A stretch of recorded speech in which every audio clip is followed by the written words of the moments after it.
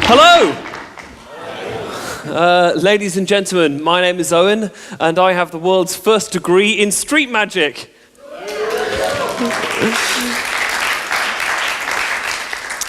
My parents are so proud, because obviously all my friends all went off to do important things with their lives. They became doctors and lawyers and bankers and good things like that, and instead I learnt how to do this.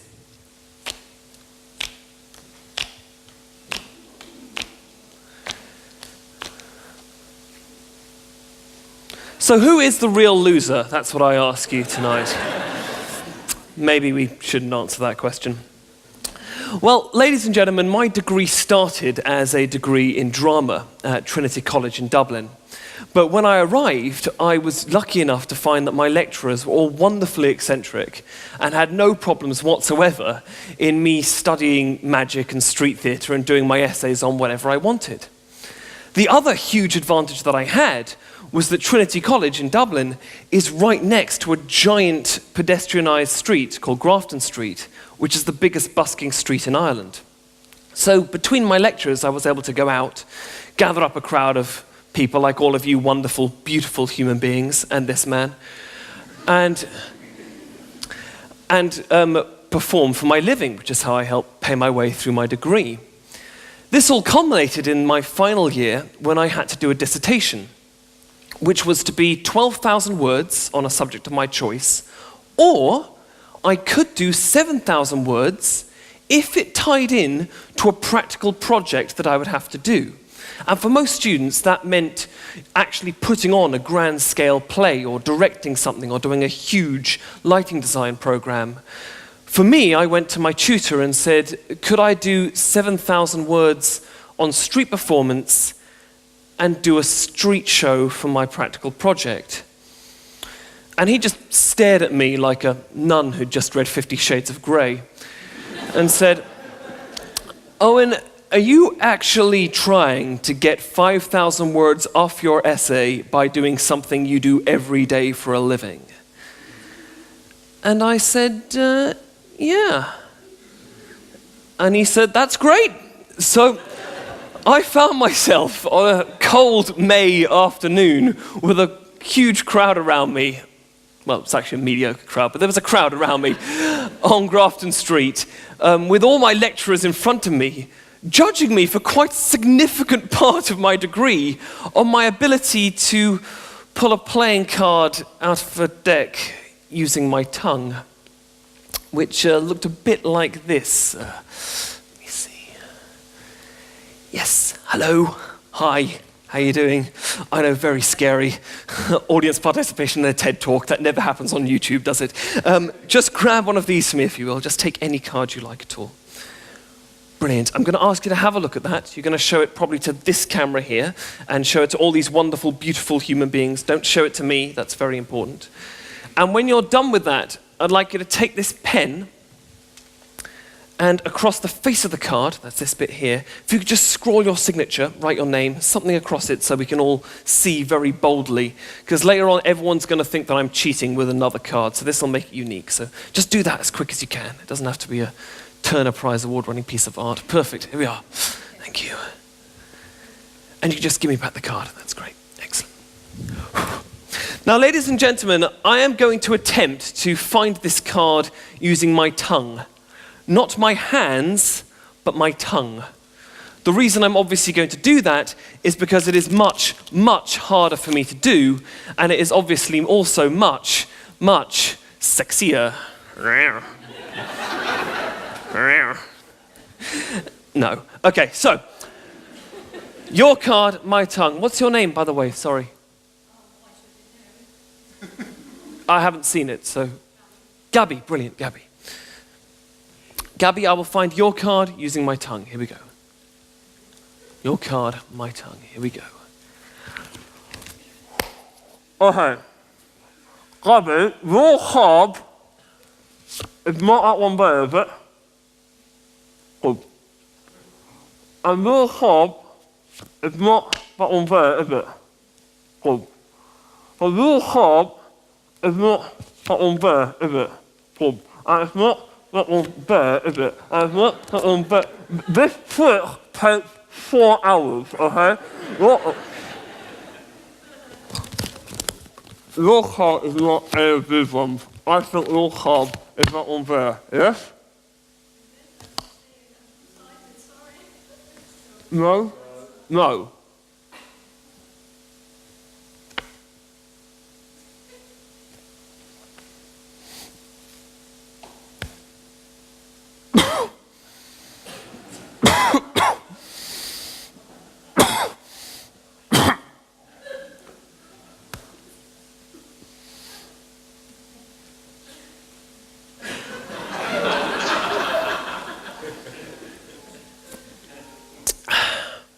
And that's how I got a degree in street theatre. Do you remember what you wrote on the card, Gabby? I think it looked a bit like that. Is that right? Is that your card? Yes, thank you. That's your souvenir if you want. No, you don't want that. Okay, cool. Well, now, you're probably wondering at this point, what on earth is there to study about street theatre? And I found out there's quite a lot. There's probably a few of you out there who actually don't like street theatre, don't like busking. And if you don't like busking, my advice to you is to take your music player and just throw it away. Because most of the bands you listen to on a regular basis started out life on the street. And there's a very good reason for this. Firstly, there's no other place where you can get that level of experience that quickly. You get to perform for real people every day for a long period of time. You can't do that working a club circuit. The other reason is that you get very difficult experience very, very quickly. Because on the street, you're having to deal with the most difficult venue in the world. This is not an audience that have paid to see you already. This is an audience who didn't want to see you when they first saw you, and now you've got to convince them to pay you. On top of that, you've got to deal with the police and Hare Krishnas dancing through your show. And one time, getting right to the climax of my magic performance and having to stop because behind me was a homeless person having a poo. And sadly, there is nothing in the world that I can do that is more interesting for my audience than the sight of human feces.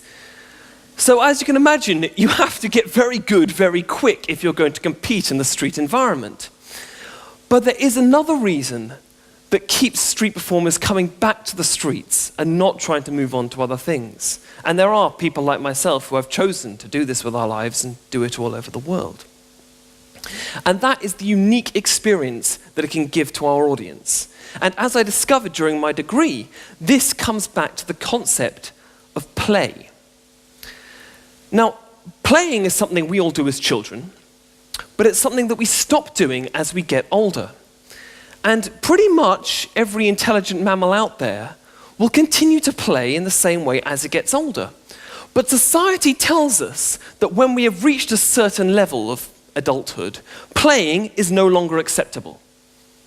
We drink alcohol, we have sex, we dance, usually the latter two requiring the first one. And these are okay adult practices, but they are not as freeing and liberating as that wild, crazy play that little child inside us is dying to do, where we just run around pretending we're unicorns or whatever it is that you used to do when you were playing. Probably revealed a bit too much there. But a street show, well, any good performance for that degree can bring out an element of play in its audience. But a street show does it better than anything else by its very nature and by the things that one does. However, there's also another really important thing in it, which is that not only does a street show encourage you to play, but it does so where people are at their most repressed, right in the middle of the city, right in the middle of that restrictive urban environment of 9-to-5 lives and straight lines and business suits.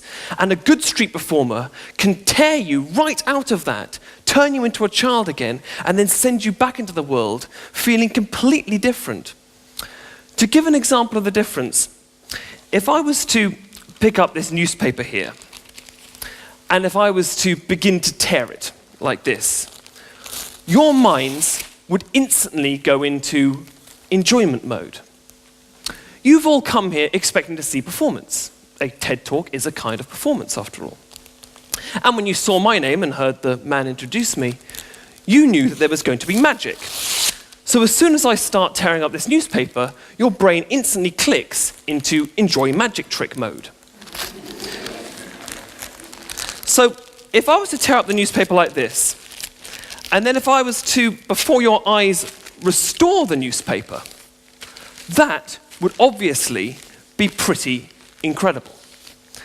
However, if this was happening on the street, where there isn't any lights, where there isn't any stage except that which I've created myself, and where not one of you has come here expecting to see a performance, if I was to take the newspaper then and restore it, then that would be incredible.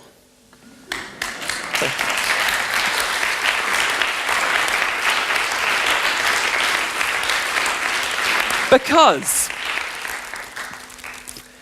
you wouldn't have been in that mode. And a street show, when done well, has the potential to literally tear down all those defenses that you'd built up as you're walking home from your 9-to-5 job or out to buy your sandwich at lunch break or whenever it was you encountered the performer. And this effect can be really significant on people. It releases what a theatre theorist called Antonin Artaud calls total man. And I and every other good street performer I know can tell you stories about how people come up to us after our shows telling us what a difference the show had made, what a state they'd been in beforehand and how different they feel afterwards. For me, there's one show that will never leave my mind. Well, two actually. The other one I talked about earlier with the homeless person and The other one happened in 2010 when I was in Vancouver, and it was raining and I really didn't feel like doing a show, but a street performer, a friend of mine, convinced me to do one. And I did it, and it came together, and it was a marvelous show. But afterwards, a man who was clearly very down in his luck came up to me, and he told me that the show had completely changed his life. Because he'd been having a terrible time, and that day, right up until the moment he'd seen the show, he had been planning on killing himself. But he wasn't going to do that anymore. And it's this incredible effect that will always keep buskers coming back. Because not only can we send out this great energy and this feeling to people in our audiences, but they will then eventually, hopefully, share that with other people. And it creates a ripple effect that carries on throughout the city. To put it simply, although buskers need cities, cities also need buskers.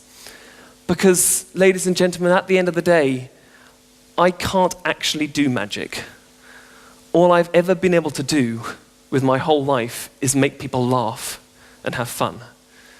Guys, if you've laughed, if you're feeling some of that energy now, today, I ask you to take that away with you and spread that around to the people you meet. That is not magic either, but it has to help the world somehow. Ladies and gentlemen, I've been Owen Lean, you haven't. Thank you very much. Good night.